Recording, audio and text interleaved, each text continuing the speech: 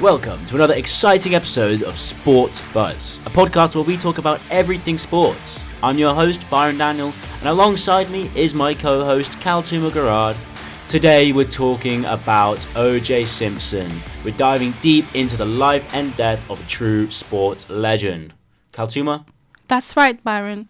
O.J. Simpson was more than just a football star. He was an icon whose life was whirlwind of triumphs and controversies. Most definitely. And now with his recent passing at the age of 76 due to cancer, it is time to reflect on his long journey. But before we dive in, let's take a moment to remember the mind behind the headlines.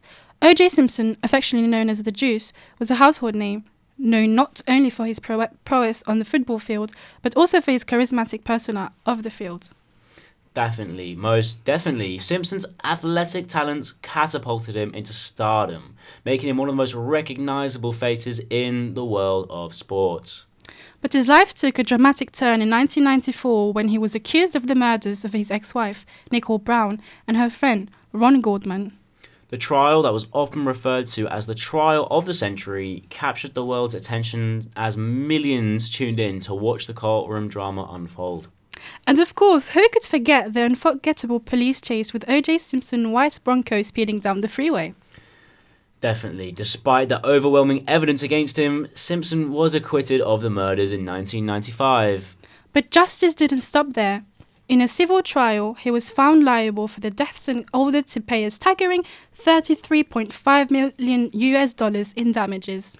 It's just a story that continues to captivate us. It raises questions about fame, privilege, and the pursuit of justice.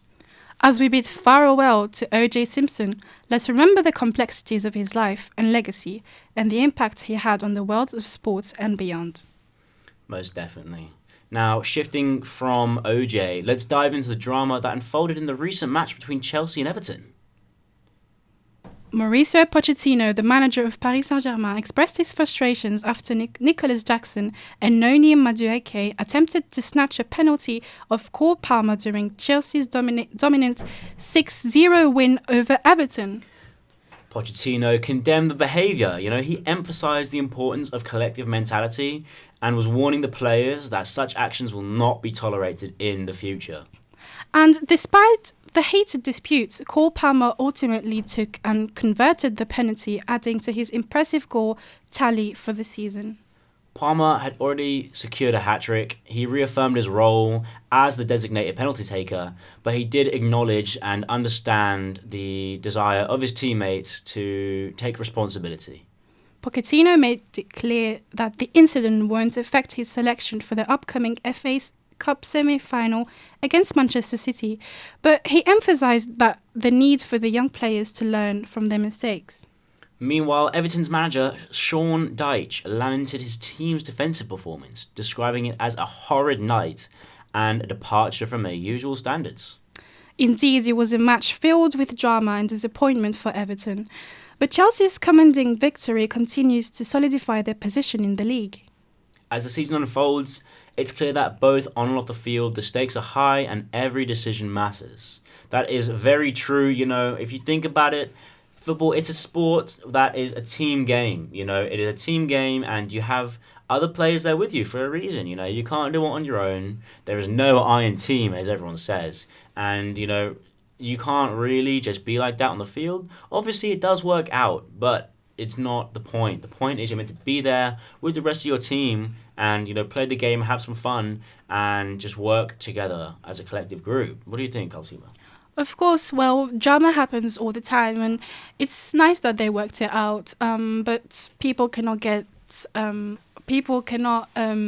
of just mess things up and then get away with it. So I think this is a clear example of kind of owning up to your own acts. Definitely, as a team player, everyone's got to do it. Everyone makes mistakes. Everyone does something wrong sometimes, and you've got to be that person who takes the step and says, I was wrong. You've got to do that, and if everyone does that, we can all learn and we can all get better for it. And if everyone did that, it'd be crazy to see where the sport would be today. But until then, we get this sort of drama, and we don't get things like this all the time. And so this drama, whilst bad, it is fun. It is good to talk about. So, you know what? As far as I'm concerned, keep doing it. It's very entertaining. Definitely. Now, we're moving on to fan-submitted questions. These are questions that have been submitted from the Instagram from last week's episode. So, we're going to start off with a nice question here. What do you think about Mbappe leaving to Real Madrid? Well, I think that it's time for him to have a change in his career, and he decided to move. While it is very heartbreaking for fans, it is very natural for a person to want to change directions in their careers, and I can only hope the best for him. Most definitely. We saw in the past couple of years his rise to fame, and his lovability was just huge. Everyone was loving him. He was this new guy who's been crazy on the field.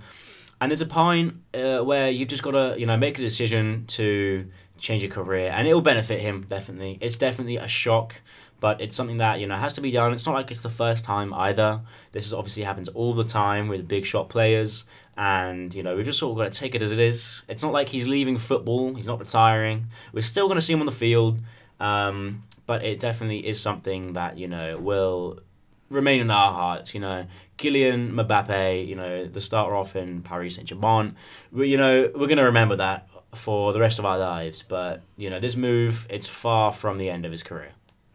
Yes, and he's very young as well, being only 25. I think it's very natural for young people to want to try new things. Most definitely. Even if it is just moving team, something new, keep him on his toes, really. That'll make him a better player. So it'll be really interesting to see where he'll be in about 5 years' time. Now, next question.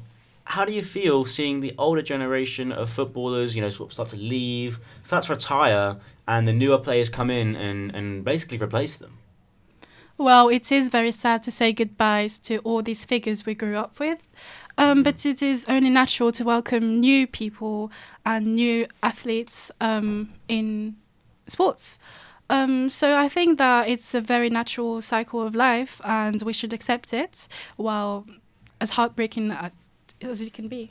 Definitely, it is a shame. As you said, we grew up with these people. They made football what it is today, as the generation before them did, and as the generation before that. It is like a cycle, as you said. But you've got to think about it. These guys, these retiring players, the older players, they've had their games, they've had their fun. They've had the highs and lows of being a footballer, and they've got to experience that, and it's definitely time and necessary. It's also necessary for the younger players to experience that, because if they don't experience those lows or those highs, then they're not getting the full gravity of what they're doing. People don't understand football and sport as a whole influences people greatly.